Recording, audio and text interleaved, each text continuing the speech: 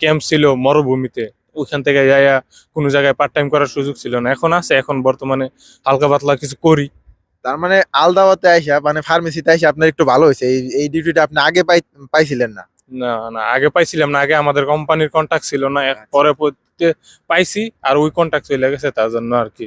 তাহলে আলদাওয়াতে যদি আপনি আগে কন্ট্যাক্ট পাইতেন তাহলে এই 3 লাখ 4 লাখ টাকা তুলতে 3 বছর লাগতো না। না না না, তো এখন আপনারা যারা দেখতেছে বাংলাদেশ থেকে, তাদের উদ্দেশ্যে কিছু বলার আছে যারা এই কাজে আসতে চায়? আসেন, ভালো কাজ কোম্পানি দেখে আসেন, মেইন কোম্পানিতে আসবেন, ভালো এজেন্সি দেখে আসবেন, নিজেদের লোকের মাধ্যমে আসবেন, তাহলেই ভালো হইব। আর এই কাজ না, সৌদি আরবে যে কোনো কাজই আপনি শিখে আসবেন, মনে করেন দাম পাইবেন, স্যালারি ভালো পাইবেন, কাজ পাইবেন। অনেকে বলে না মূল্য সৌদি আরবে থাকবে।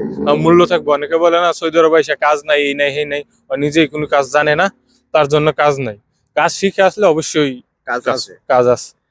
ভাই আমার কুমিল্লা।